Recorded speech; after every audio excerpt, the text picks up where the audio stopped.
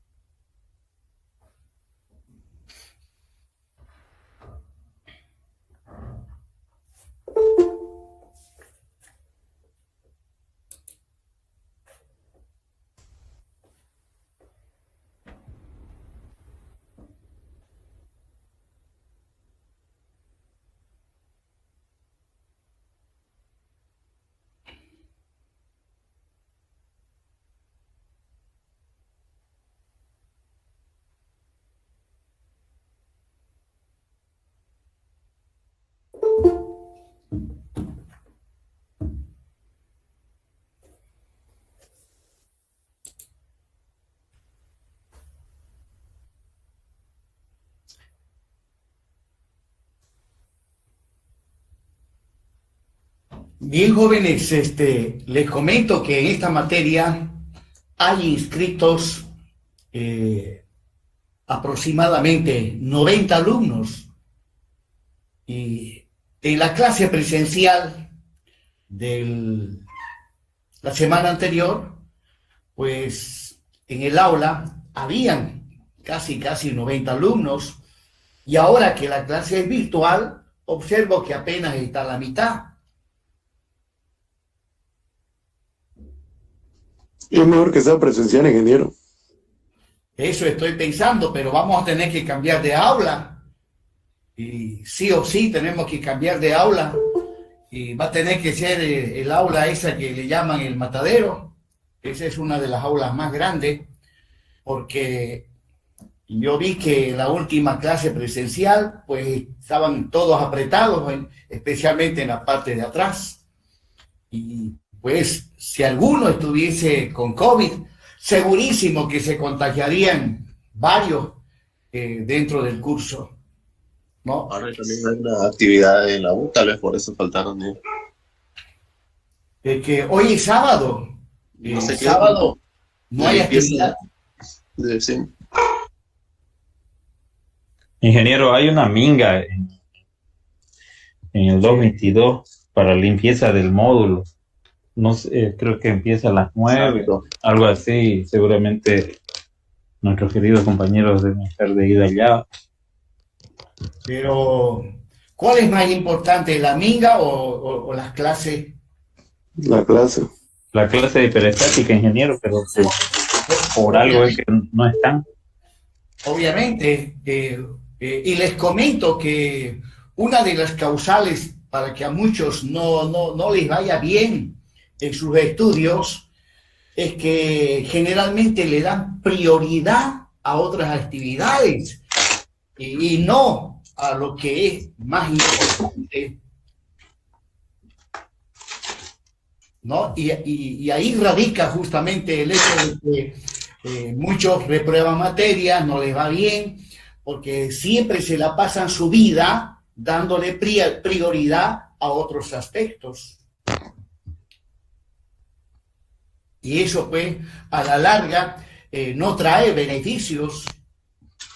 Uno tiene que saber distinguir qué es lo más importante en su vida. Y rápidamente les comento una anécdota, ¿ya? Les cuento una anécdota rapidingo. Yo estaba ya en el tercer semestre en la universidad y tenía clases de noche, y saliendo de mi casa a eso de las 6, 5:30, pues yo iba a la universidad en bicicleta, y saliendo de la U me encuentro con unos amigos en la esquina que estaban ahí, el bollito de amigos, y uno de ellos me para y me dice, se acerca, quiero charlar contigo, me dice, ¿no? ¿Y qué es? Le digo, ¿dónde vas? Voy a la U. Oye, me dice, yo soy tu amigo y por eso te voy a contar lo siguiente. Me dice, a ver, ¿qué es? Tu corteja te está engañando. No te creo, le dije, no, es verdad. Mira, si querés pillarle, me dice, a eso de las 8 de la noche, lo vas a pillar ahí en la placita. ¿Será verdad? Entonces, ¿y quiere que le diga una cosa? Yo estaba enamoradísimo. Era mi primera ocasión. ¿Ya? Y me dice que a las 8 la voy a pillar. Bueno, yo iba a clases. Y la verdad fue un golpe duro para mi pobre corazoncito. Y dije, si me quedo, la pillo. Pero tengo que dejar de ir a la U. ¿Qué hago? Digo. Así que me puse en una situación y la verdad que me dolió el golpe de carácter y el aviso que me dio mi compañero, mi amigo. Bueno, ¿qué decisión tomé? ¿Quedarme, pillarla o ir a la U? La decisión que tomé, me fui a la universidad. No, porque al final de cuentas, eso era lo más importante para mí. ¿No? Entonces, pues, hay que saber elegir las prioridades. Bien, jóvenes, parece que esta va a ser nuestra última clase virtual. Vamos a hacerla nomás presencial. Mejor, ingeniero. Sí. Estoy en virtual, no hay ingeniero. Ya. Entonces, de una vez, pues, vamos para adelante. No sé si están ustedes de acuerdo que haga un repaso desde un inicio, pero la primera parte que ya lo vimos, hacerlo un repasito y cosa que refresquemos. Sí, ingeniero. ¿Sí? Sí, ingeniero. Sí, ingeniero, está bien, pero sentimos lesionado alguno. Muy bien, adelante, entonces vamos a ir con eso.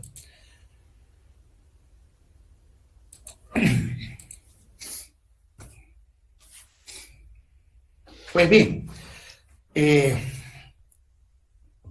la materia de CIP 204 se halla constituida en cuanto al programa analítico de 3 partes. La primera parte se refiere al método de los trabajos virtuales. Este es un método poderosísimo para el cálculo de las deformaciones en estructuras isostáticas. Luego, en la segunda parte se refiere al método de las fuerzas, que se aplica a estructuras hiperestáticas. Y finalmente, la tercera parte de esta materia corresponde a el método de las deformaciones. Este es un método también aplicado al análisis de estructuras. Y este método, el de las deformaciones, no distingue entre si la estructura es isostática o hiperestática, ya que igual resuelve isostáticas e hiperestáticas. Bien. Vamos rápidamente a ver entonces la primera parte. ¿Alguien está con el micrófono con volumen? Por favor, controlen.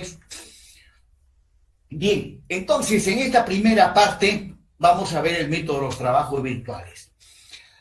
Para ello, este método se basa en un principio matemático, denominado principio de Jean Alembert. Jean Alembert es el nombre del ingeniero que desarrolló este principio matemático y que a continuación lo voy a describir. Pero antes de ello, recordemos un poco, aunque ustedes ya pienso que lo dominan, de todas maneras no está por demás. Ahí les estoy mostrando el sistema de ejes cartesianos que dentro del campo de las estructuras, se le denomina el sistema de ejes cartesianos general o global. Bueno, y supongamos tener una partícula ahí en el espacio, ya que aquí estoy trabajando en 3D, donde esa partícula es sometida a un sistema de fuerzas F1, F2, F3, F4 y así sucesivamente, ¿no? Donde si nosotros agarramos una de estas fuerzas, como estoy trabajando en 3D, pues esta fuerza genérica F sub i la puedo descomponer en sus componentes cartesianas. De manera tal que partiendo de su punto inicial, pues ahí va la componente en X, a continuación viene la componente en Y finalmente tenemos la componente en Z. La característica de estas componentes cartesianas es que son paralelas a los ejes cartesianos. La última, que es F sub i z, es paralela al eje cartesiano Z. Bueno, dentro del análisis de estructuras se manejan fuerzas y generalmente no se trabajan directamente con las fuerzas, sino que se trabajan con sus componentes cartesianas. Pues bien, ahí, completando esta figura, podemos observar el cubo o el paralelepípedo que nos permite visualizar que sí estamos trabajando en 3 dimensiones, donde las componentes observarán cada una de ellas corresponde a uno de los lados del paralelepípedo. Y luego, para continuar con los cálculos, necesito en esta figura los ángulos directores. Por ejemplo, ahí tengo el ángulo director con respecto al eje X, el ángulo director con respecto al eje Y y el ángulo director con respecto al eje Z. Trabajando con estos ángulos directores, yo inmediatamente puedo calcular la magnitud de cada una de las componentes cartesianas. Por ejemplo, para calcular la magnitud de la componente en X, ahí está, es la fuerza F sub i por coseno de alfa sub i. Y así sucesivamente, utilizando estos ángulos directores y aplicando la función coseno, determino las magnitudes de las componentes cartesianas de la fuerza F sub i. Obviamente, esto lo tengo que hacer a cada una de las fuerzas que actúan sobre la partícula, que en este caso son 4 fuerzas. Bueno, pues a los ángulos que estoy mostrando, vuelvo a repetir, se les denomina ángulos directores. Y a coseno de alfa, coseno de beta y coseno de gamma se les conoce como los cosenos directores. Esto cuando trabajamos en 3D. Bueno, y en la actualidad ya prácticamente todos trabajamos en 3D, ya que las aplicaciones que utilizamos, como el RAM Element, el ROP o el SIPE, todos sin excepción trabajan en 3 dimensiones. Bien, ahora, recordando un poco sobre estática, inmediatamente podemos aplicar la primera condición de la estática, ¿no? Asumiendo que esta partícula está sin movimiento. Entonces, si está sin movimiento, la primera condición de la estática establece que la resultante de este sistema de fuerzas, que no es otra cosa que la sumatoria de ellas, tiene que ser igual a 0, ¿no? Entonces acá dice, si una partícula se encuentra en equilibrio estático traslacional, o sea, no tiene movimiento de traslación, la suma de las fuerzas que actúan sobre él tiene que ser igual a 0. Y matemáticamente hablando, ahí está la primera condición del estática. La resultante, que es la suma de las fuerzas, tiene que ser igual a 0.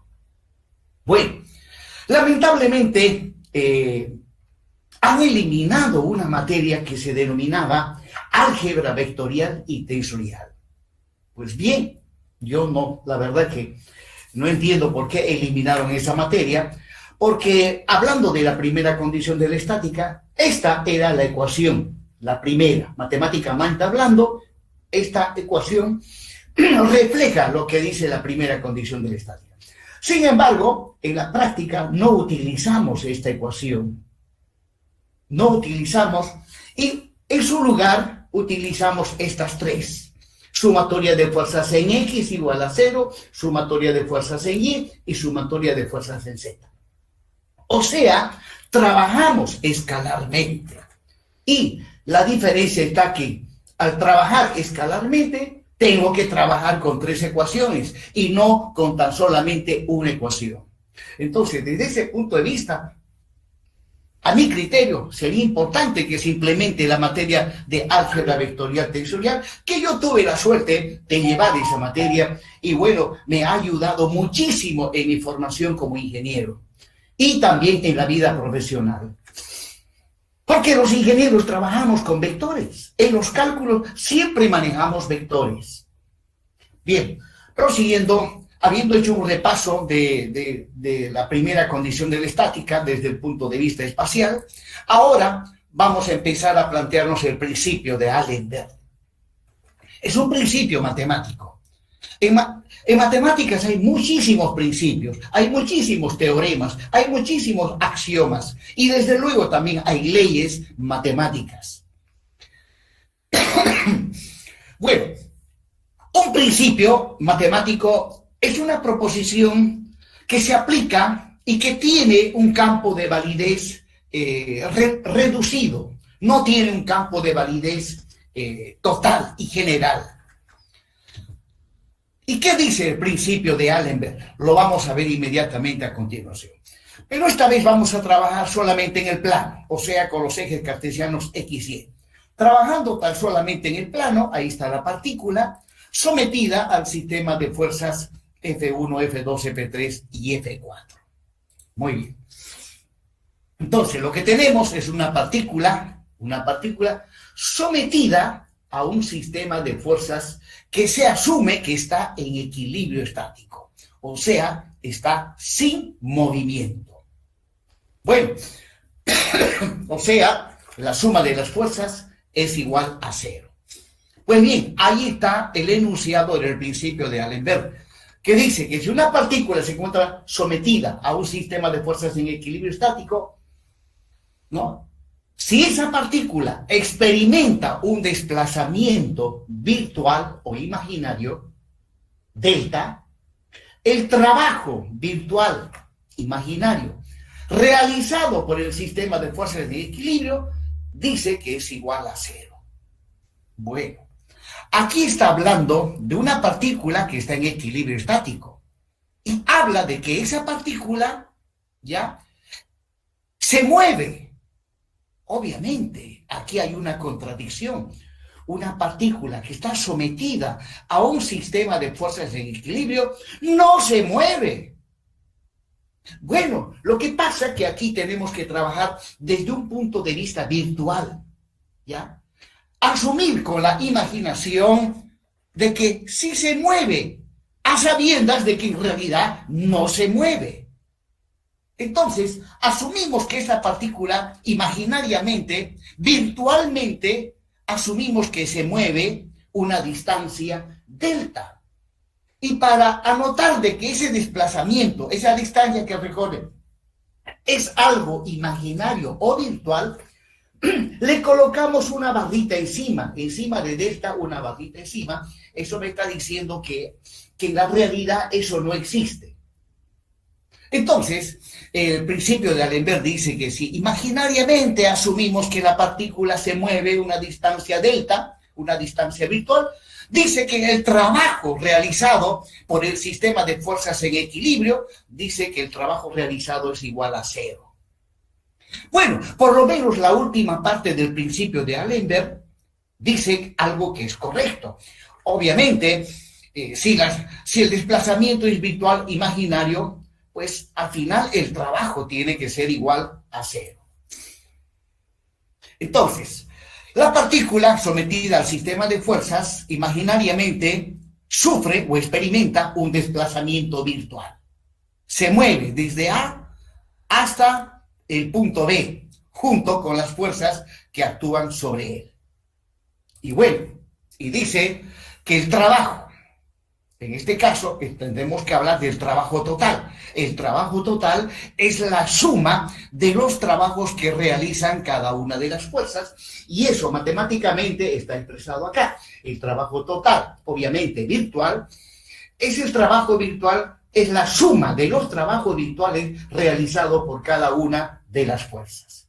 Y me dice el principio de Allenberg que eso es igual a cero. Bueno, todo principio matemático, todo teorema, todo axioma, toda ley matemática es siempre demostrada. Se tiene que demostrar que eso tiene validez. De lo contrario, no estaríamos hablando del principio de Allenberg.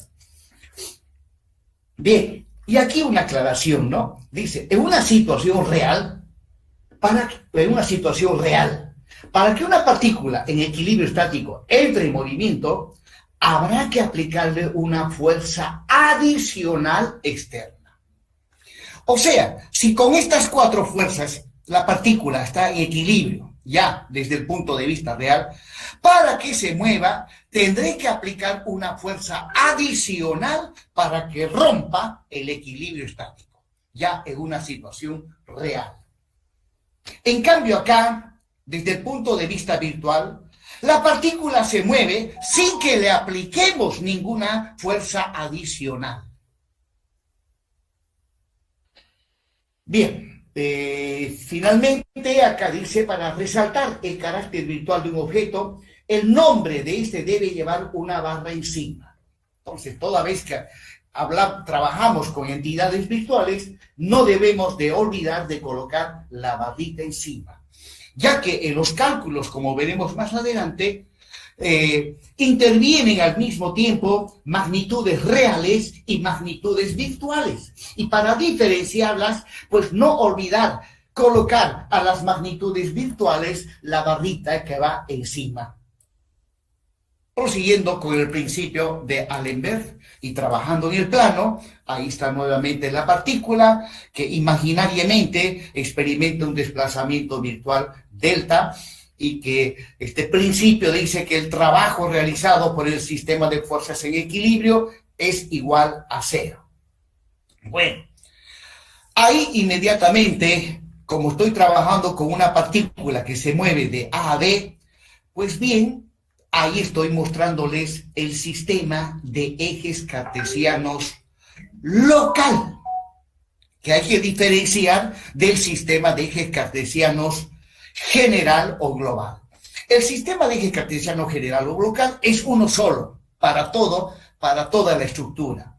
En cambio, el sistema de ejes local no es uno solo. En estructuras, cada barra de la estructura ha de tener su propio sistema de ejes cartesianos local. Así trabajan el RAN Element, así trabaja el robot, así trabajan todos los programas o aplicaciones que actualmente utilizamos. En este caso, hablando del sistema de ejes cartesianos local, el eje cartesiano X, observen, está en la dirección del desplazamiento virtual. Y luego el eje cartesiano Y, como este es un sistema ortogonal derecho, el eje cartesiano Y es perpendicular al eje cartesiano X.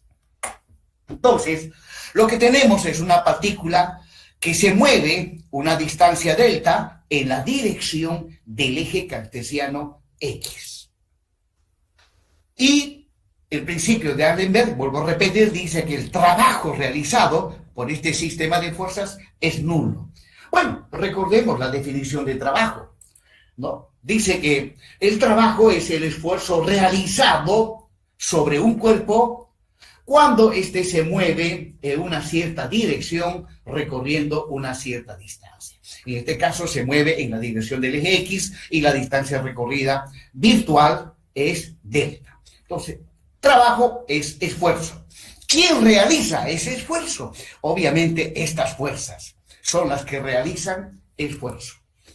Bien, nuevamente agarro una fuerza cualquiera y como estoy trabajando en el plano, esa fuerza con respecto al sistema de ejes cartesiano local se la puede descomponer en dos componentes cartesianas. Repito, la fuerza F sub I, trabajando o tomando como referencia el sistema de eje cartesiano local, lo estoy descomponiendo en sus componentes cartesianas con respecto al sistema local. Bueno, y antes de proseguir, si ustedes recuerdan lo que es el trabajo y cómo se calcula el trabajo, si yo descompongo cada una de estas fuerzas en sus componentes cartesianas respecto al sistema local, voy a tener dos componentes. Y de estas dos componentes, la que realiza trabajo es la componente que está en la dirección del desplazamiento. La otra componente, F sub IE, que es perpendicular al desplazamiento, no realiza trabajo. Bueno, ahí está la definición de trabajo, matemáticamente hablando, desde el punto de vista vectorial.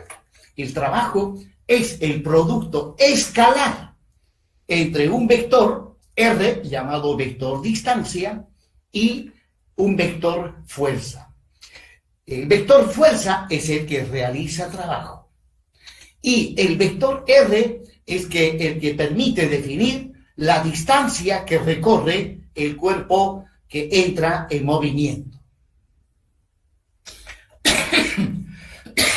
Bueno,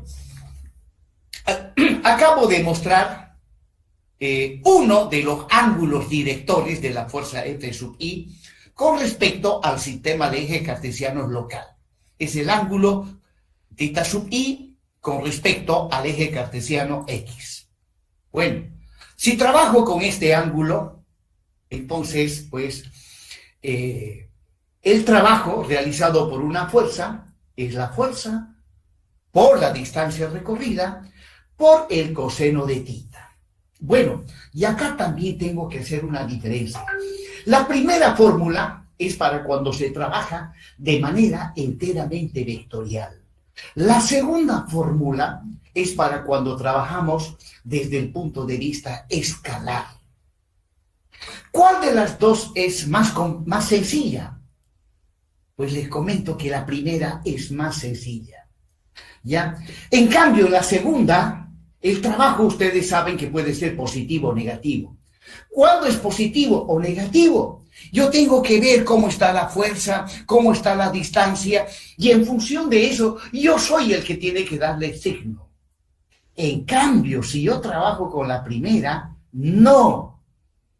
Al hacer los cálculos, automáticamente sale el signo. Esa es la ventaja de trabajar vectorialmente. Y luego, esta primera fórmula, cuando se trabaja en 3 dimensiones, pues no reviste ninguna complejidad. Da lo mismo trabajar en el plano que trabajar en 3 dimensiones. Esa es la ventaja de trabajar de una manera enteramente vectorial. Bueno, nosotros vamos nomás a trabajar de manera escalar. De ahí que si el trabajo es positivo o negativo, eso lo define el que está haciendo los cálculos, observando sus vectores y observando sus distancias. Bien, proseguimos. Entonces, esta última fórmula que dice fuerza por distancia por coseno de θ es la que vamos a utilizar para calcular el trabajo, donde θ es el ángulo entre la fuerza cuyo trabajo se quiere calcular y la distancia recorrida. Θ es el ángulo entre la fuerza, ya, entre el vector fuerza y el vector distancia. Al final de cuentas, las distancias también son vectores. Bien, entonces si aplico la fórmula, ahí está, para calcular el trabajo realizado por las fuerzas.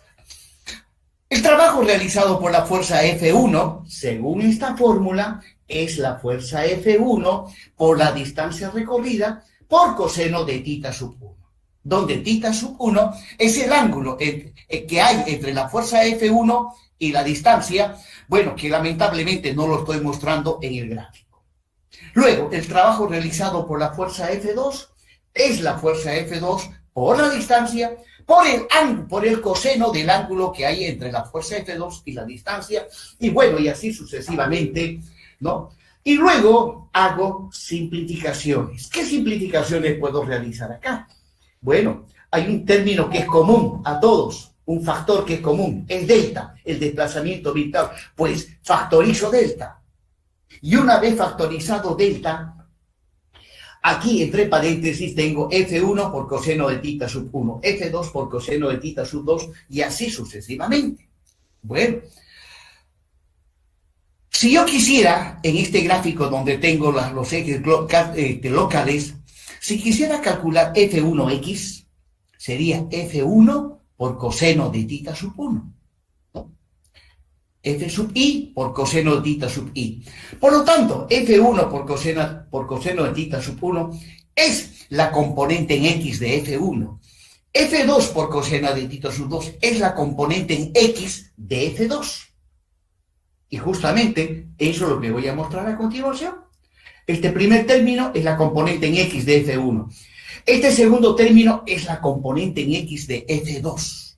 Y así sucesivamente.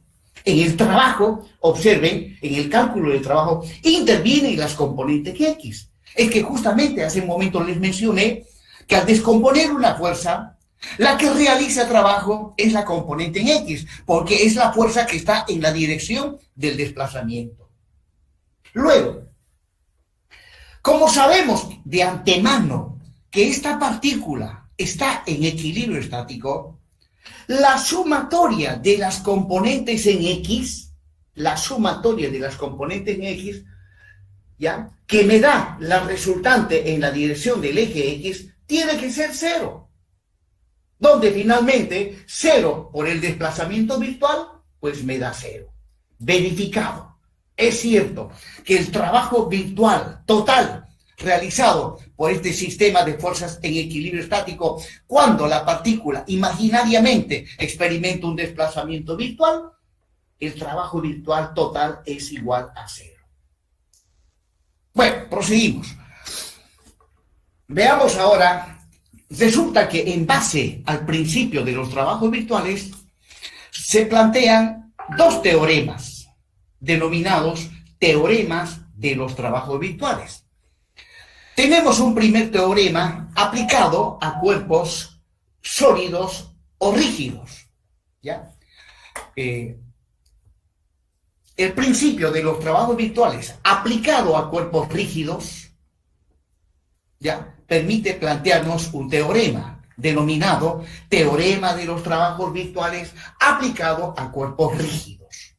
Entonces, aplicado a cuerpos rígidos, pues un cuerpo rígido es simplemente la unión de miles y miles de partículas. Bueno, hasta el momento analicé el comportamiento de una partícula.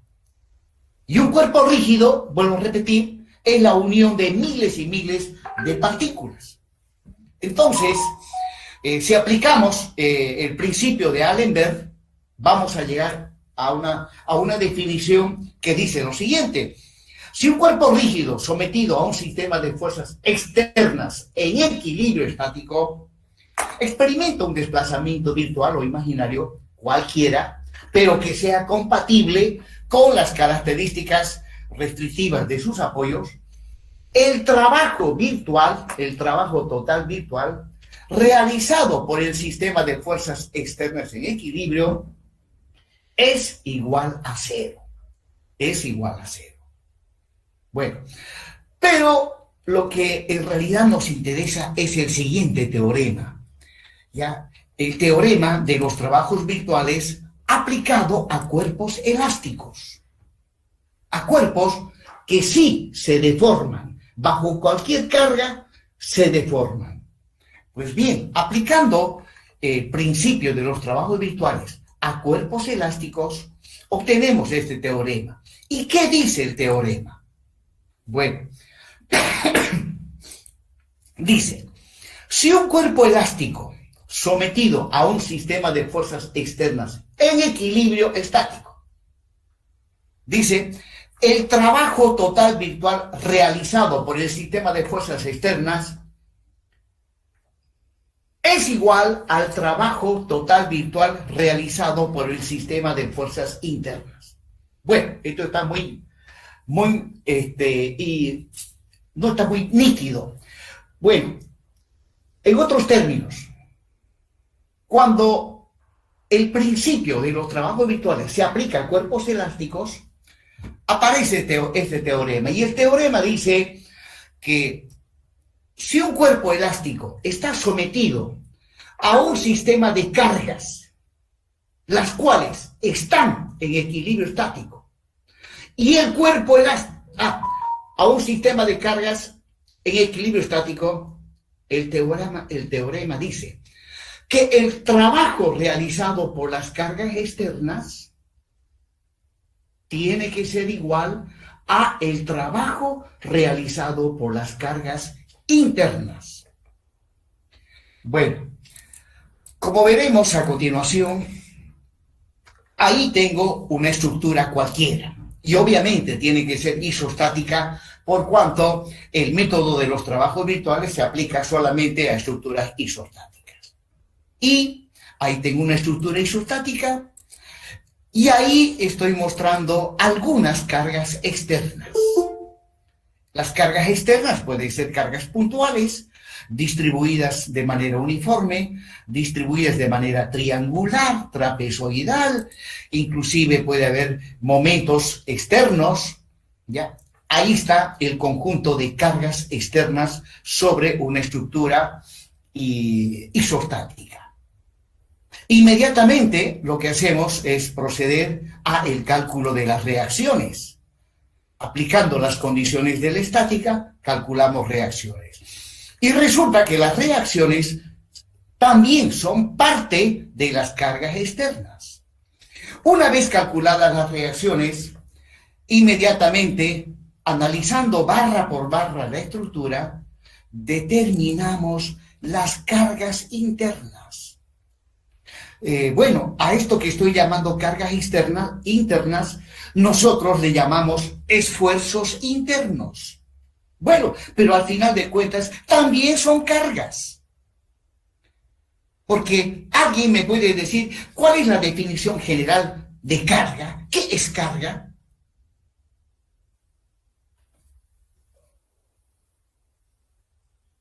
Bueno, la definición de carga dice, la definición general, que es una acción capaz de producir tensiones y deformaciones. Repito, la definición de general de carga es toda acción capaz de producir tensiones y deformaciones en la estructura sobre la cual está actuando, ¿no? Las cargas externas me deforman a la estructura. Las cargas internas producen deformaciones también internas, que ustedes lo han visto en resistencia de los materiales y que vamos a hacer un repasito a continuación porque es imprescindible, ya que vamos a aplicar el teorema de los trabajos virtuales a cuerpos elásticos que dice que el trabajo virtual realizado por las cargas externas tiene que ser igual al trabajo virtual realizado por las cargas internas. Pero resulta que este teorema no se aplica a la estructura que en este momento les estoy mostrando. No, a esta estructura no se le aplica, ¿ya? A esta estructura le vamos a llamar la estructura con la carga real. Y vuelvo a repetir, a esta estructura no le aplicamos el teorema de los trabajos virtuales. Obviamente, un científico con muchísima imaginación,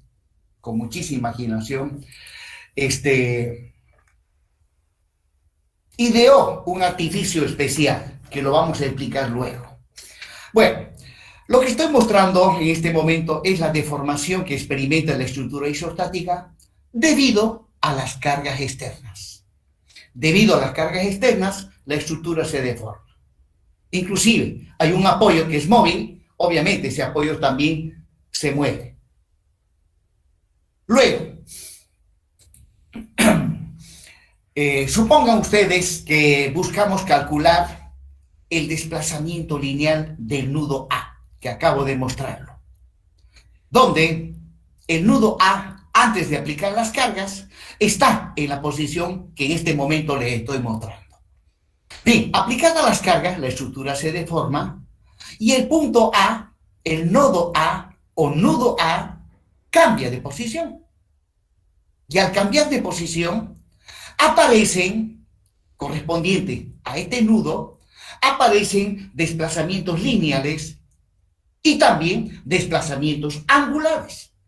Pero en este caso voy a tomar en consideración solamente el desplazamiento lineal. Ahí está, observen.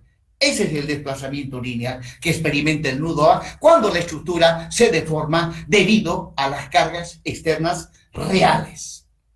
Ahora, supongan que queremos calcular este desplazamiento, el desplazamiento lineal delta. Pues hay muchísimos métodos, pero obviamente aquí vamos a aplicar el método de los trabajos virtuales.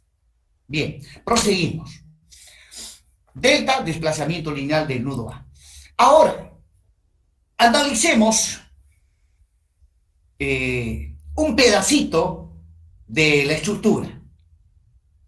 Un pedacito de longitud igual a diferencial de S. O sea, de aquí en adelante voy a trabajar con cantidades infinitesimales. Aislando este pedacito a un lado y mostrándolo en 3D, ¿ya? Tiene una longitud diferencial de S, y ese pedacito de barra vamos a asumir que es de sección rectangular. El ancho B, la altura H de la sección rectangular. Pues este elemento diferencial, debido a los esfuerzos internos o a las cargas internas, este elemento diferencial se deforma, experimenta deformaciones. Así como debido a las cargas externas la estructura se deforma, y ahí está con línea segmentada la deformación, este elemento diferencial debido a las cargas internas también se deforma. Veamos esas deformaciones. Debido al momento flector, la sección transversal experimenta un desplazamiento angular, diferencial de phi. Según resistencia de los materiales, este desplazamiento diferencial de phi es igual al momento dividido entre la rigidez a flexión por la longitud del elemento que estoy analizando, que es diferencial de S. Debido al esfuerzo de corte, debido al esfuerzo normal, este elemento experimenta un alargamiento. Si la longitud es diferencial de S, del elemento, su alargamiento le llamo delta diferencial de S, que significa un pedazo de diferencial de S. Aplicando resistencia a los materiales, llegamos a determinar que el alargamiento que experimenta es el normal dividido entre la rigidez axial por diferencial de S. Luego, debido al esfuerzo de corte, ese elemento experimenta un desplazamiento transversal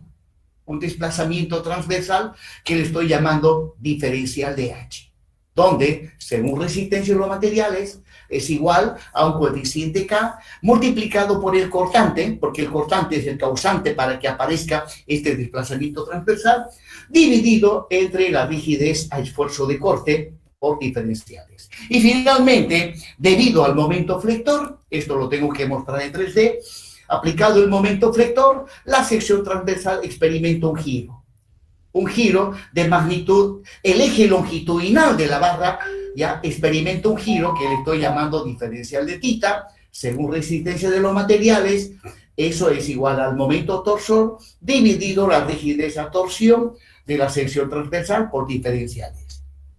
Entonces, acá estoy mostrando que debido a la carga real, toda la estructura se deforma y ahí está con línea segmentada. Debido a las cargas internas, este elemento diferencial también se deforma debido al momento, al normal y al cortante y al torsor. Ahí están las deformaciones. Pero son deformaciones a nivel diferencial. Bien, entonces, para aplicar el método de los trabajos virtuales, primero tengo que analizar la estructura con la carga real y, obviamente, identificar qué desplazamiento se busca calcular. En este caso voy a asumir que lo que queremos calcular es el desplazamiento lineal delta. que como ya dije, hay muchísimos métodos para calcular desplazamientos, pero aquí vamos a aplicar el método de los trabajos virtuales. Bien, habiendo hecho este cálculo preliminar, pasamos inmediatamente a... Ahí está nuevamente la estructura isostática que ya mostré en la anterior diapositiva. Y de esta estructura isostática lo que buscamos es calcular el desplazamiento lineal de este nudo, ¿no? El desplazamiento lineal de ese nudo. Bueno, resulta que para calcular el desplazamiento lineal de este nudo, que en este momento no lo estoy mostrando todavía, ¿ya? Según el método de los trabajos virtuales, ¿ya? A ese nudo cuyo desplazamiento quiero calcular, ¿ya? Le tengo que aplicar una carga virtual puntual o carga concentrada. ¿Ya? Repito, para calcular el desplazamiento que hemos visto ya en la anterior diapositiva, agarro a la misma estructura y le aplico cargas, pero ya no la carga que vimos hace un momento, sino que para calcular el desplazamiento lineal delta, al nudo A le tengo que aplicar una carga virtual, y tiene que ser una carga puntual. Bueno, resulta que a la estructura que estoy en este momento implementando se le denomina la estructura con la carga virtual. Y en este caso, repito nuevamente, la carga virtual que me ha de permitir calcular el desplazamiento delta es una carga puntual, virtual, o sea, imaginaria, aplicada sobre el punto A, sobre el punto cuyo desplazamiento se quiere calcular, y además esa carga puntual tiene que estar en la dirección del desplazamiento que se quiere calcular. Bueno, entonces, ahí está mi estructura con la carga virtual. Inmediatamente, una vez definido la estructura con la carga virtual, la analizo. Calculo reacciones en los apoyos, que también van a ser virtuales. Calculo virtuales. Bueno, resulta que la estructura no se deforma. Bajo una carga virtual, que es una carga imaginaria, la estructura no se deforma. Pero ustedes saben que puedo, aplicando la estática, calculo reacciones y luego también puedo calcular los esfuerzos internos, que también van a ser valores virtuales. Bueno, resulta que bajo la carga virtual la estructura no se deforma, ya que es una carga imaginaria, algo que no, en la realidad no existe.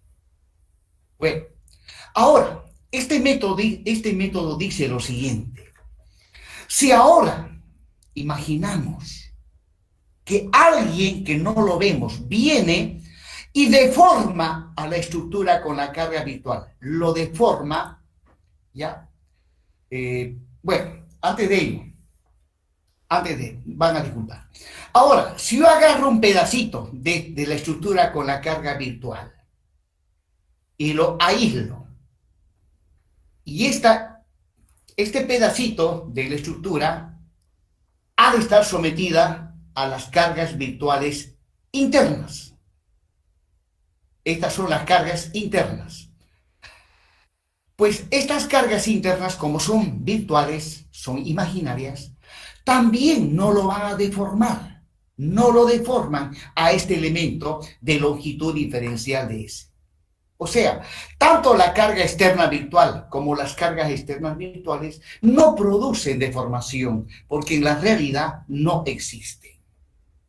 Ahora, como decía hace un momento, imaginamos que viene alguien que no lo vemos y hace que la estructura se deforme, como lo veremos a continuación. ¿Ya? Bueno, ahí estoy mostrando que debido a las cargas virtuales internas, este elemento no se deforma, no se deforma. Así como la estructura isostática no se deforma debido a la carga virtual. No hay deformaciones de ninguna índole. Pero ahora, viene alguien al que no lo vemos y hace que la estructura se deforme. ¿Ya?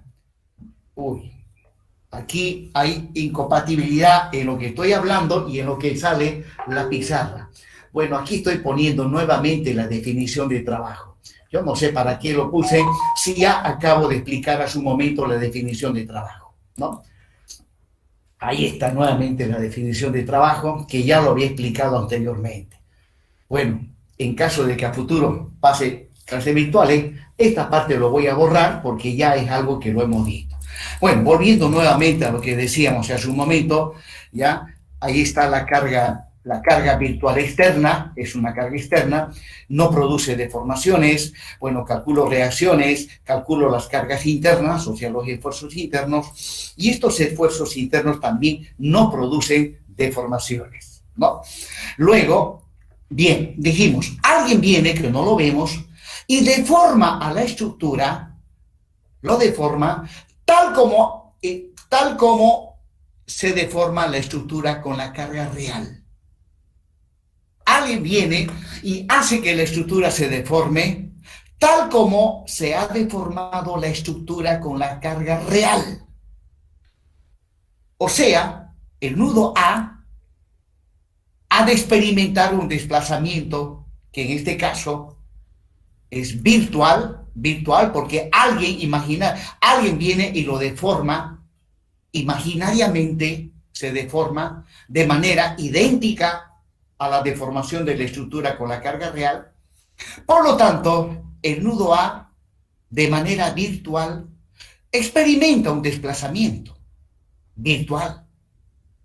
Por eso le pongo la barrita encima. Y este desplazamiento virtual, obviamente, es idéntico al desplazamiento real, ya que la estructura se deforma de manera idéntica. Aquí, la estructura con la carga virtual se deforma de manera idéntica al de la estructura con la carga real. Pues bien, es aquí donde se aplica el teorema de los trabajos virtuales, que dice que el trabajo realizado por las cargas externas tiene que ser igual a el trabajo realizado por las cargas internas. Bien, entonces inmediatamente agarramos el elemento diferencial. Y ese elemento diferencial ya expliqué que debido a las cargas virtuales internas también no se deforma. Sin embargo, así como alguien viene y deformó la estructura de manera idéntica a la estructura con la carga real, también hace que este elemento que está sometido a estas cargas internas virtuales y que no lo deforman, bien, viene alguien y deforma a este elemento diferencial de manera idéntica a como se ha deformado el elemento diferencial con la carga externa, ¿no? Ahora, dice acá, el trabajo virtual interno realizado por las fuerzas internas virtuales sobre el elemento diferencial de longitud diferencial es. Bueno, resulta que a continuación ahora, puesto que este elemento que está sometido al momento normal, constante y torsor y no se deforma, sin embargo, ahora viene alguien y lo deforma de manera idéntica a como se deformó en la estructura con la carga real. O sea, al aplicar el momento virtual, repito, este momento no lo deforma, pero alguien viene y hace que se deforme este elemento diferencial, apareciendo este desplazamiento angular, donde recordarán que ese desplazamiento angular es m sobre EI diferencial de S, donde observen que aquí m no lleva la barra encima. Es que este es el desplazamiento angular en la estructura con la carga real, ya que el elemento diferencial que ahora estamos viendo se ha de deformar de manera idéntica a como se ha deformado en la estructura con la carga real. Entonces, al deformarse de esta manera, este momento virtual realiza trabajo. Y ahí está. Obviamente, como estoy trabajando a nivel diferencial, es un diferencial de trabajo. El diferencial de trabajo realizado por el momento virtual es el momento virtual multiplicado por el desplazamiento angular. Donde luego, reemplazando el desplazamiento angular en esta última expresión, el diferencial de trabajo realizado por el momento es el momento virtual por diferencial de phi, donde el diferencial de phi es m e i por diferencial de s. Luego, analicemos el trabajo realizado por el normal. Bueno, el normal propiamente dicho no deforma, sino que asumimos que el elemento se deforma de manera idéntica a como se deformó en la estructura con la carga real. Por lo tanto, delta de S está dado por esta expresión. Y ahora, el trabajo realizado por la carga virtual N es fuerza por desplazamiento. El desplazamiento es delta de S. Y ahí está, fuerza por desplazamiento. Reemplazando el desplazamiento que está dado por esta expresión, ahí está el diferencial de trabajo realizado por el esfuerzo normal virtual. Bueno, y así también para el cortante. El cortante virtual no realiza trabajo, pero luego alguien viene y deforma a este elemento de manera idéntica como se deformó en la estructura con la carga real, donde el diferencial de H está dado por esa expresión. Y ahora, el trabajo realizado por la carga virtual es la carga virtual por diferencial de H. Es un diferencial de trabajo. Reemplazando en esta expresión diferencial de H, llego a esa expresión.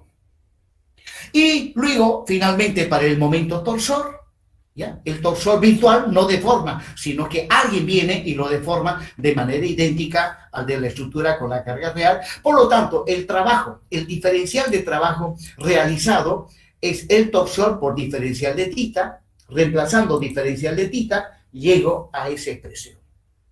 Entonces, ahí están los diferenciales de trabajo realizados por los esfuerzos internos, momento, normal, cortante y torsor. Y esto es a nivel diferencial. Bien, continuando. Eso ya lo hemos visto. Y ahora vamos a determinar, continuando, vamos a determinar el trabajo virtual realizado por las fuerzas internas.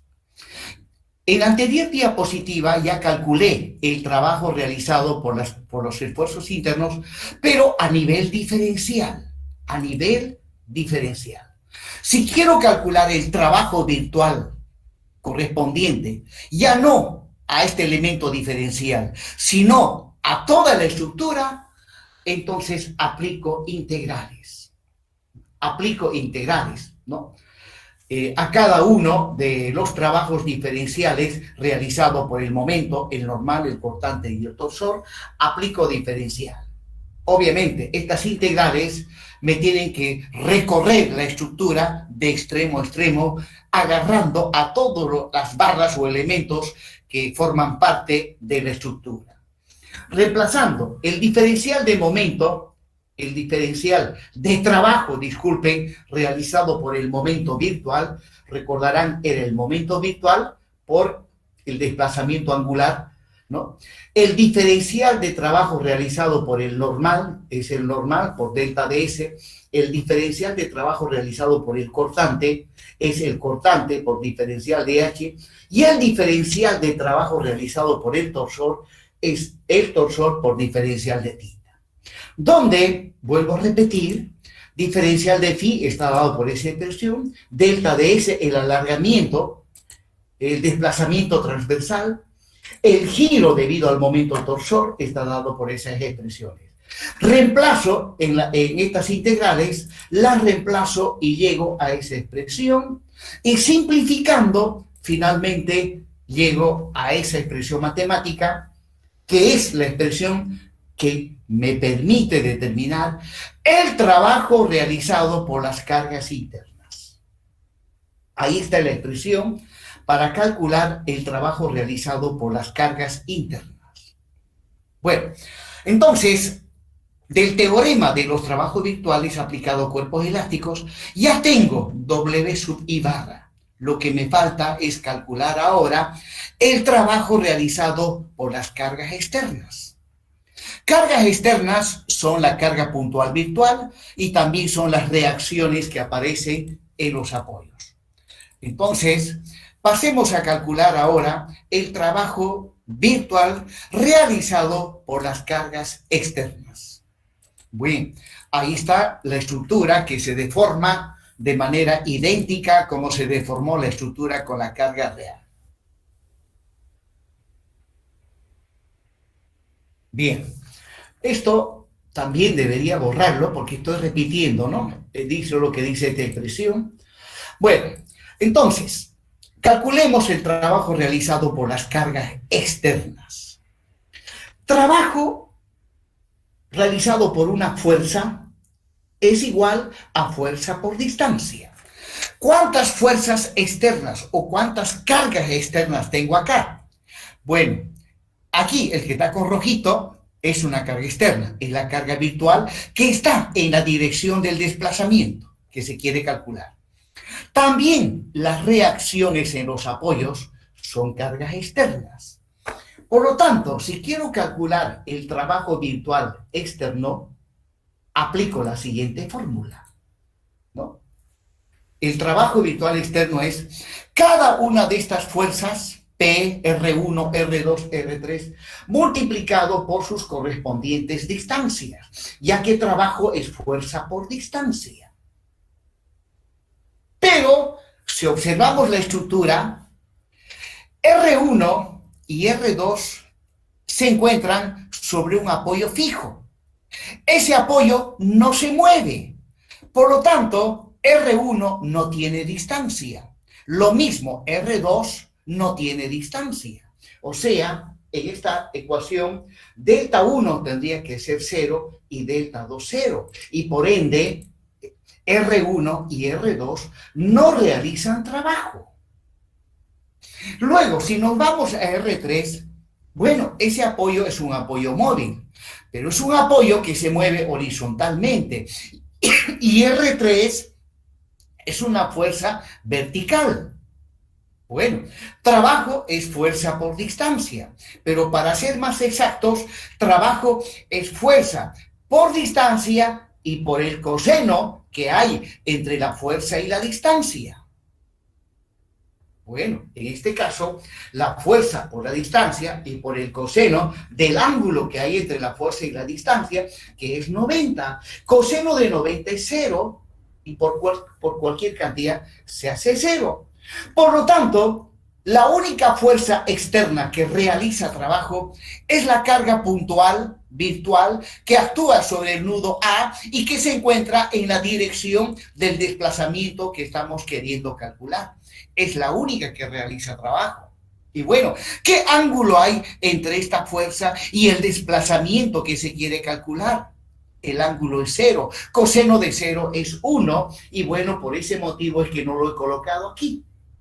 Entonces, haciendo simplificaciones, finalmente llego a que el trabajo realizado por las cargas externas es simplemente la carga virtual aplicada por el desplazamiento. Listo. Entonces ya tengo, y ahora hago un resumen. Ahí está el trabajo realizado por la carga externa y el trabajo realizado por las cargas internas. Reemplazando en la ecuación del teorema de los trabajos virtuales aplicados a cuerpos elásticos, aplicando y reemplazando, tengo lo siguiente. Trabajo realizado por las cargas externas, P por delta. Trabajo realizado por las cargas internas está dado por estas 4 integrales. P es una carga virtual, es una carga puntual, que le podemos dar cualquier valor. Como se trata de una carga imaginaria, le podemos dar cualquier valor, pero por simplicidad le damos un valor unitario. Dándole un valor unitario, finalmente, observe, llego a esa ecuación. Esa es la ecuación que me ha de permitir calcular el desplazamiento delta, el desplazamiento lineal delta. Pero resulta que esta ecuación nos permite calcular cualquier tipo de desplazamiento, sea lineal o angular. Bueno, a esta ecuación se la conoce con el nombre de la ecuación de Mohr o la ecuación de Otto Mohr. Recordarán ustedes, Otto Mohr fue un ingeniero alemán y de los tiempos del Renacimiento. Bien, jóvenes, entonces ahí está la ecuación de Mohr. Y bueno, pues en cuanto a las notaciones y definiciones, acá la nomenclatura tiene que ver mucho con lo que ustedes han visto en resistencia de los materiales, ¿ya? M, N, D y T sin la barrita encima son los esfuerzos internos en la estructura con la carga real. Con la barrita encima son los esfuerzos internos en la estructura con la carga virtual. La letra E es el módulo de elasticidad longitudinal del material. La letra G, el módulo de elasticidad transversal del material. I es el momento de inercia a flexión. Es el momento de inercia a flexión. Porque si digo simplemente momento de inercia, eso es algo ambiguo, porque hay momento de inercia a flexión y momento de inercia a torsión. Por lo tanto, es bueno especificar a qué se refiere ese momento de inercia. Luego, A es el área de la sección transversal. Nosotros, en cuanto a secciones transversales, generalmente vamos a trabajar con barras de sección rectangular.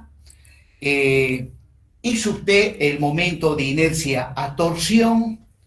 Esta es la nomenclatura, ¿no? Sin embargo, en algunos otros libros varía un poco la nomenclatura, principalmente respecto al momento de inercia. En vez de utilizar la letra I, suelen utilizar también la letra J. La letra J. Bien. Bueno, acá hay una aclaración que ustedes seguramente lo han visto, resistencia de los materiales. Dice que en el caso de secciones circulares o anulares, el momento de inercia a torsión es igual al momento de inercia polar. En los demás casos son diferentes. Bueno, esta observación la tenemos que tener cuidado cuando estemos evaluando la integral donde intervienen los momentos torsores, ¿no? Ahí está haciendo una aclarativa que el momento de inercia a torsión es el mismo en secciones, hablando del momento de inercia de secciones circulares. En secciones circulares tenemos el momento de inercia a torsión y el momento de inercia polar. Pues bien, si la sección es circular o anular, el momento de inercia a torsión es igual al momento de inercia polar. En cambio, en secciones rectangulares, el momento de inercia a torsión es diferente al momento de inercia polar. Bueno, para aquellos que tienen dudas al respecto, pues inmediatamente terminada la clase, agarren un librito y repasen la diferencia entre momento de inercia a torsión y momento de inercia polar. Continuando con la ecuación, ahí está la ecuación de Mohr. Y en cuanto a simplificaciones, cuando se hacen cálculos a mano, obviamente se hacen simplificaciones, y cuando se hacen cálculos con una computadora, no es necesario hacer simplificaciones. Bien, ¿qué simplificaciones realizamos? Pues bien, cuando se trata de vigas y pórticos planos, no se toma en cuenta el normal ni el cortante. Y el torsor obviamente no interviene, porque en vigas y pórticos planos no hay momento torsor. Y el normal y el cortante no se toma en cuenta porque el valor que se obtiene en cuanto a la deformación debido al normal y al cortante son tan pequeñitos que se lo puede despreciar. Lo que no se puede despreciar en vigas y pórticos planos son las deformaciones debido al momento flector. Por lo tanto, cuando se trate de vigas y pórticos planos, agarramos el primer término, solamente el primer término.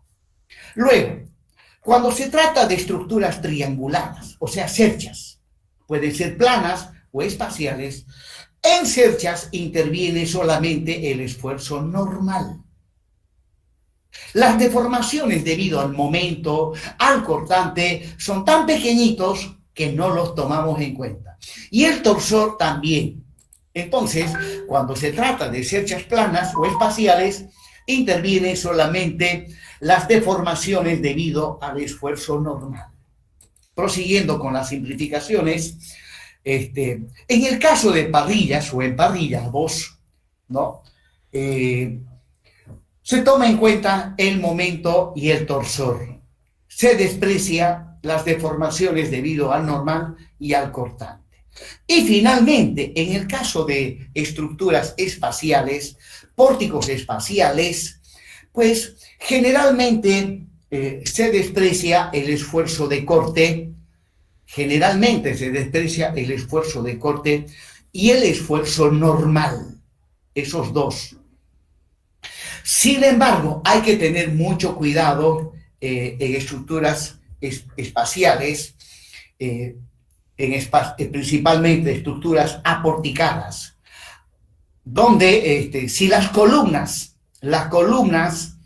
son muy flexibles, pues hay que tomar en cuenta también el esfuerzo normal, ¿no? Entonces, repito, y ahí lo dice, ¿no? Toda simplificación debe realizarse con bastante criterio. En caso de duda, se recomienda no hacer simplificaciones. Bueno, y como veremos nosotros en el transcurso de este semestre, toda estructura generalmente se puede simplificar. Pero si no están seguros de que su simplificación es valedera, pues mejor no simplifiquen, ¿ya? Porque en el semestre pasado, a muchos alumnos les fue mal en los exámenes y todo porque simplificaron, pero simplificaron de una manera totalmente errónea. Así que cuando hay dudas, preferible no simplificar. Bien, con esto he concluido y hecho un repaso de lo que hemos visto en la primera clase presencial.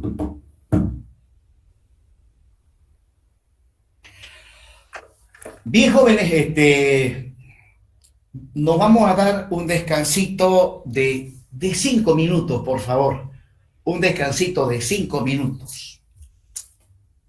Tengo las 8:25 hasta las 8:30.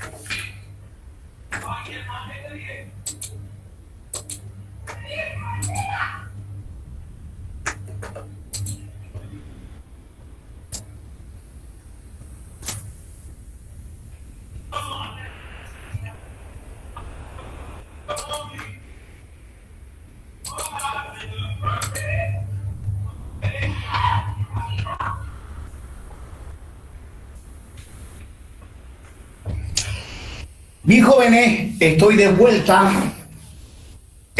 vuelta y puedo observar en la lista de estudiantes que hay algunos que se han retirado.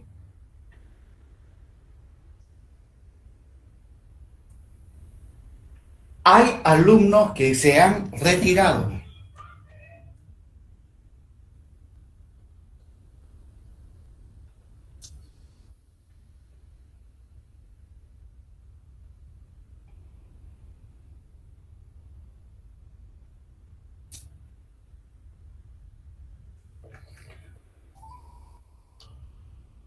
En este momento, aquí está el número 50 y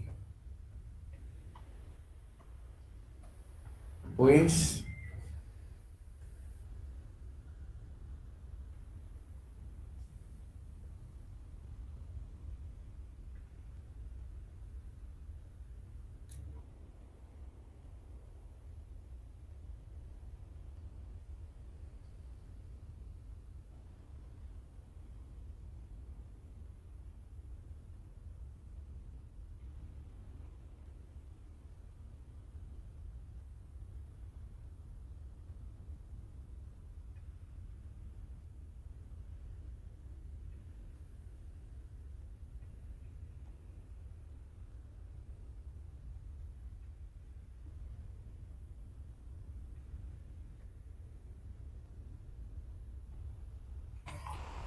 bien, jóvenes, pues voy a tener que tomar asistencia al final.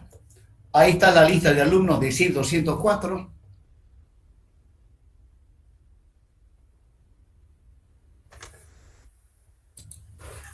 Bien, prosigamos.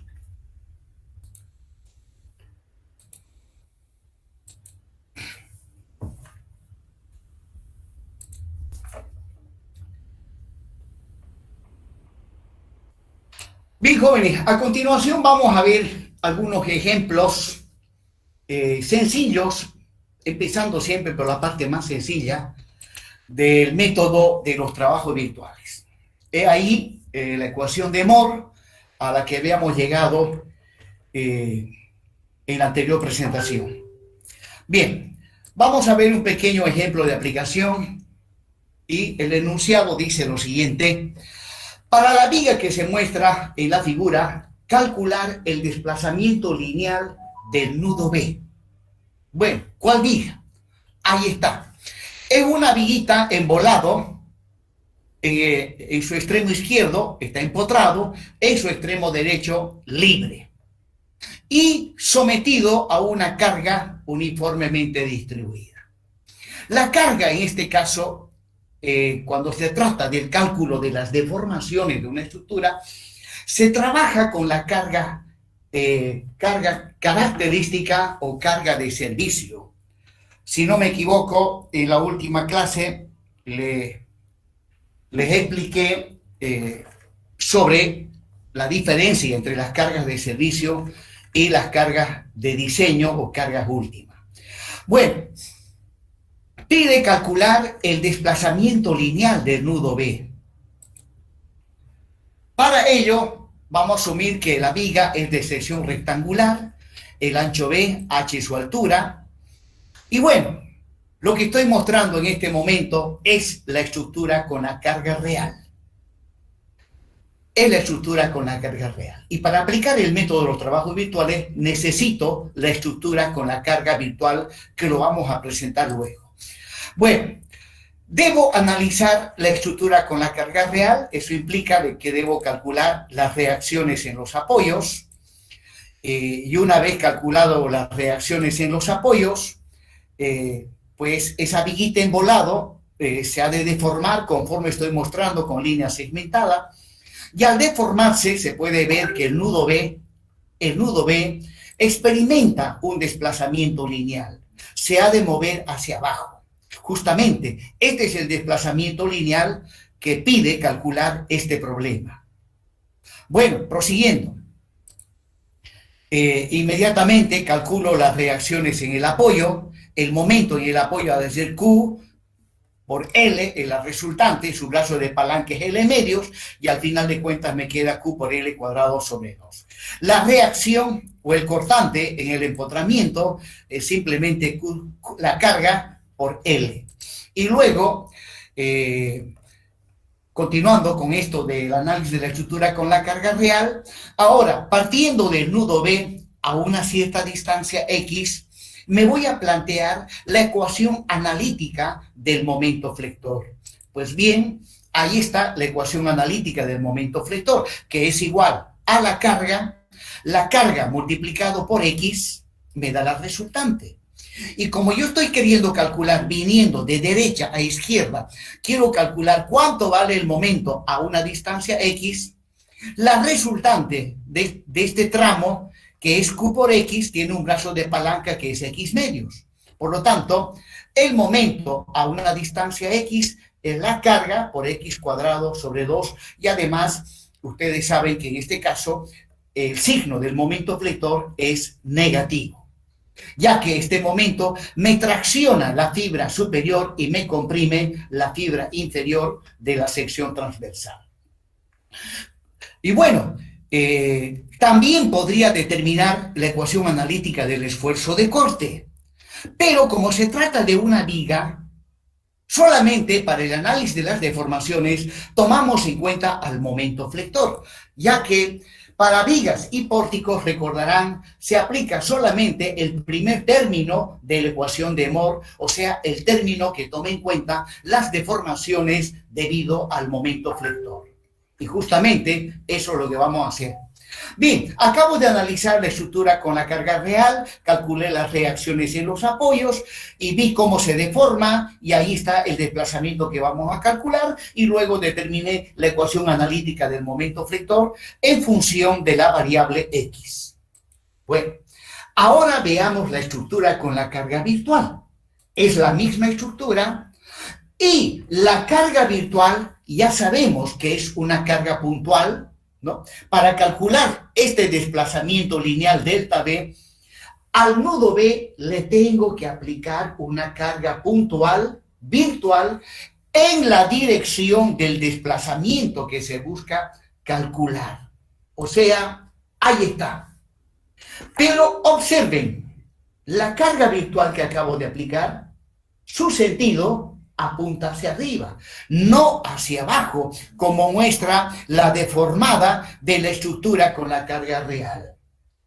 Bueno, Resulta que los desplazamientos lineales y angulares tienen signo, pueden ser positivos o negativos. Son positivos cuando el nudo se mueve para arriba y son negativos cuando se mueve para abajo. O bien, si tomamos como referencia los ejes cartesianos X y Y, el eje Y apunta para arriba. Por lo tanto, si un desplazamiento se mueve para arriba, es positivo. Si se mueve en sentido contrario al eje cartesiano Y, es negativo. Bueno, aquí esta es una estructurita bastante sencilla. Y a simple vista podemos ver hacia dónde se va a deformar el nudo B. En estructuras más complejas, generalmente no se puede saber si se va a mover hacia arriba o hacia abajo. Repito, en estructuras más complejas no se puede saber con exactitud si el desplazamiento ha de ser positivo o negativo. Por lo tanto, cuando vamos a calcular desplazamientos, y como de antemano es difícil saber si va a ser positivo o negativo, entonces empezamos asumiendo que el desplazamiento ha de ser positivo. Es por ese motivo que la carga puntual virtual que le he aplicado al nudo B apunta hacia arriba. O sea, estoy asumiendo de antemano que el desplazamiento ha de ser positivo. Luego, si el resultado me sale negativo, significa que en realidad el desplazamiento es hacia abajo. Pues bien, ahí está la estructura con la carga virtual. Hay que analizarla, o sea, hay que calcular las reacciones en el apoyo empotrado, que en este caso va a haber un momento y un esfuerzo de corte, ¿no? Donde el momento ha de ser el momento en el apoyo empotrado es la carga virtual al que le hemos dado un valor unitario. Entonces, 1 por L es L y el signo del momento es positivo. El cortante, bueno, el cortante es constante y vale 1. Luego, también necesito la ecuación analítica para la estructura con la carga virtual. Observarán que para la estructura con la carga real, la ecuación analítica del momento lo obtuve partiendo del nudo B a la izquierda a una distancia X. Acá tengo que hacer lo mismo. Partiendo del nudo B a una distancia X, determino la ecuación analítica del momento flector, que ha de ser igual a 1 por X, es simplemente X, ¿no? Ahí está. El momento es P por X, pero como P vale 1, 1 por X, y el momento es positivo. Bien, ya tengo la ecuación analítica del momento para la carga virtual, la ecuación analítica del momento para la estructura con la carga real, y ahora utilizo la ecuación de Moore. Observarán que en la ecuación de Moore justamente interviene el momento debido a la carga virtual, el momento debido a la carga real. Muy bien, entonces utilizo y reemplazamos el momento debido, pero antes de reemplazar he factorizado de la integral, he factorizado la rigidez a flexión porque es una constante. Las constantes salen fuera. ¿Y qué me queda dentro de la integral? Obviamente la integral va desde 0, desde D hasta A, o sea, desde 0 hasta L. El momento con la carga virtual vale X. El momento con la carga real es Q por X cuadrado sobre 2. Pues bien, esta es una integral que hay que resolverla, sale con signo menos, ¿no? Aquí está el signo menos, pues resolviéndola paso a paso y simplificando, llegamos a esa expresión, ¿no? Que el desplazamiento del nudo B es negativo. ¿Qué significa el signo menos? Que se mueve para abajo. Y es Q por L a la cuarta sobre 8EI. Bueno, aquí no ha habido mucha complejidad en el análisis. Prosiguiendo, ahora voy a volver a resolver la misma viga en volado, pero esta vez vamos a calcular otro desplazamiento, ¿no? El enunciado del problema dice, para la viga que se muestra en la figura, calcular el desplazamiento angular del nudo B.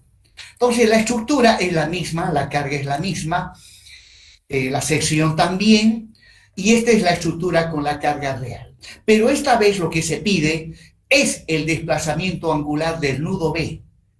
Ya no el desplazamiento lineal, el angular. Bueno, como de costumbre, analizo la estructura con la carga real, calculo sus reacciones, ahí está, la deformada de la estructura, y observen ahora, el nudo B es cierto que se mueve hacia abajo y va a tener un desplazamiento lineal, pero no solamente va a haber desplazamiento lineal, sino que si yo trazo la tangente a la elástica en el nudo B, trazo la tangente a la elástica, el ángulo entre esa tangente y la línea horizontal es el desplazamiento angular del nudo B. Este desplazamiento angular es lo que buscamos calcular.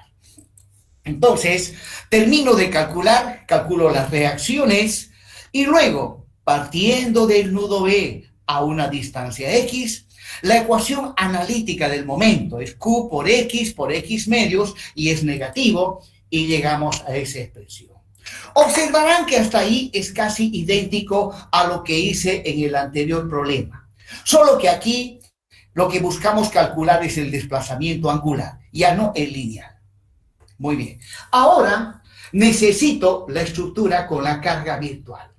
Agarro la estructura y esta vez, como se busca calcular el desplazamiento angular del nudo B, resulta que la carga virtual es un momento, que le podemos dar cualquier valor, pero por simplicidad le damos un valor unitario. Entonces, para el cálculo de desplazamientos angulares, la carga virtual es un momento, el cual se debe aplicar sobre el nudo cuyo desplazamiento angular se pide calcular. Entonces, a continuación debo analizar ahora la estructura con la carga virtual. Debemos calcular reacciones en los apoyos. En este caso voy a tener una sola reacción, que es el momento, ¿no? Vale 1, y el cortante obviamente es nulo para este caso. Luego, la ecuación analítica del momento. Partiendo del nudo B, tal como hice en la estructura con la carga real, partiendo del nudo B a una distancia X, necesito la ecuación analítica del momento. Como la carga, en este caso, es un momento, la carga virtual, la ecuación analítica del momento es m de x es igual a 1. El momento es constante a lo largo de la barra y es positivo. Este momento produce momento positivo. Bueno, lo que resta es simplemente reemplazar en la ecuación de Moore, ¿no? Reemplazando en la ecuación de Moore y obviamente factorizando la rigidez a flexión y reemplazando en la ecuación donde la integral tiene que ir desde 0 hasta L, el momento debido a la carga virtual vale 1, el momento debido a la carga real es Q por X cuadrado sobre 2. Bueno, simplificamos esto, el signo menos sale para afuera, resolviendo la integral de 0 a L de X cuadrado por diferencial de X es L cubo sobre 3. Y bueno, finalmente llegamos a esa expresión. Ahí está el desplazamiento angular. Reemplazando valores, el desplazamiento angular sale, en cuanto a la unidad de medida, el desplazamiento angular sale en radianes. En radianes. Bien, proseguimos. En cuanto a la convención de signos, algo les estuve hablando sobre la convención de signos.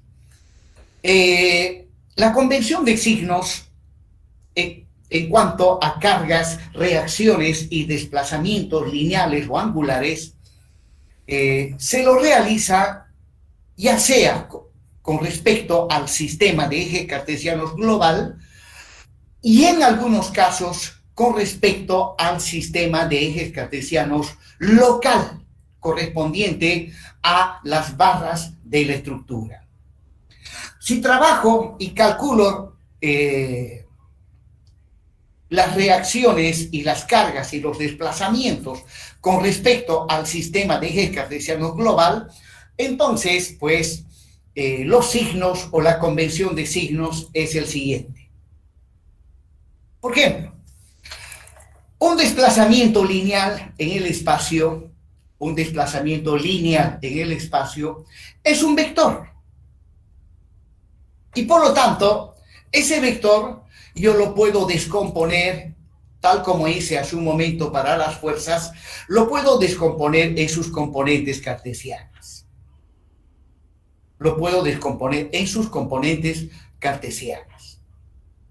Repito, en el espacio, cuando trabajo en el espacio, el desplazamiento lineal experimentado por un nudo es un vector en el espacio. Y ese vector lo podemos descomponer en sus componentes cartesianas. Donde, para continuar con los cálculos, necesito los ángulos directores. Trabajando con los ángulos directores, puedo pues calcular estos desplazamientos. Y el desplazamiento delta, al que estoy llamándole delta, puede ser un desplazamiento lineal o puede ser un desplazamiento angular, cualquiera de los dos. Pues bien, dice acá, los desplazamientos, sean lineales o angulares, son vectores. En tal sentido, no debemos olvidar que los vectores tienen magnitud, dirección y sentido. Bueno, prosiguiendo, dice, los signos de los desplazamientos, como son vectores, se definen en función de sus correspondientes sentidos, tomando como marco de referencia el sistema global. Para el vector desplazamiento que estoy analizando acá y que está con color azul, podemos ver que sus componentes cartesianas van a tener signo positivo.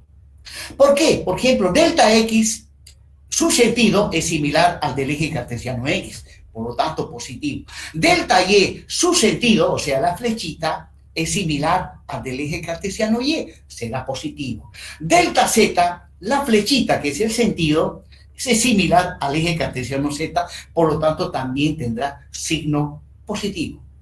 Serán negativos si los sentidos van en sentido contrario al de los ejes cartesianos. Ahora, cuando se pide calcular el desplazamiento lineal de un nudo, de una estructura espacial, entonces, como nosotros no trabajamos utilizando el álgebra vectorial, pues lo que se tiene que hacer es, aplicando el método de los trabajos virtuales, primero calculamos delta X, luego calculamos delta Y y luego calculamos delta Z, aplicando el método de los trabajos virtuales. Calculado esos tres desplazamientos, ¿ya? El desplazamiento resultante es simplemente la suma vectorial de esos tres desplazamientos. La suma vectorial de esos desplazamientos. Bueno, como nosotros no estamos habituados a trabajar el álgebra vectorial, entonces esta ecuación no la voy a utilizar nunca. Entonces, ¿cómo hago para determinar el desplazamiento resultante? Pues tendré que calcular primeramente delta X, delta Y, y luego aplico Pitágoras. Aplicando Pitágoras voy a poder calcular el desplazamiento. Cuando en un examen yo pido calcular desplazamientos lineales, deben tener mucho cuidado en leer bien la pregunta que les estoy haciendo, ¿no? A veces suelo hacer la siguiente pregunta, ¿no? Determine la componente en Y del desplazamiento lineal. ¿Qué significa eso? Que les estoy pidiendo solamente esto de acá, ¿no? Determine la componente en Y del desplazamiento lineal. Les estoy pidiendo esto nomás. Sin embargo, algunos en los exámenes veo que no se concentran en leer bien la pregunta y empiezan calculando delta X, delta D. Se la pasan todo el examen en una sola pregunta y no tienen tiempo para la otra. Bien, eso como una observación de lo que suele suceder en los exámenes. Prosiguiendo, donde si yo trabajo con los cosenos directores, la magnitud de la componente en X es delta por coseno de alfa, la magnitud de la componente en Y, delta por coseno de beta, y la magnitud de la componente en Z, delta por coseno de gamma. Luego también, en cuanto a la dirección de los desplazamientos, puedo también en base a esto calcular, si por algún motivo lo requiero, en base a la información, puedo calcular los cosenos directores del desplazamiento. E incluso puedo verificar estos resultados aplicando la siguiente identidad trigonométrica. Recordarán ustedes esta identidad trigonométrica que dice que en cuanto a los ángulos directores, el coseno cuadrado de alfa más el coseno cuadrado de beta más el coseno cuadrado de gamma, sí o sí tiene que ser igual a 1. Bueno, pues lo vamos a dejar ahí y continuamos la clase. El día martes la clase va a ser presencial. Va a ser presencial, jóvenes. Y he visto que vienen pocos alumnos y les aviso de antemano que voy a controlar asistencia. Voy a imprimir esta planilla para el control de asistencia, puesto que he visto que varios alumnos se han retirado del aula y eso implica que esos alumnos deben tener problemas y le dan prioridad a esos problemas. Bueno, ya les conté mi problemita que tuve cuando estuve en el tercer semestre, pues yo preferí ir a pasar clases que ir a espiar a mi Corteja. Porque dije después, Corteja voy a tener por demás, y así fue, jóvenes. Bien, me despido hasta el próximo martes. Hasta luego, jóvenes. Hasta luego, dinero. Hasta luego, ingeniero. Hasta luego, ingeniero.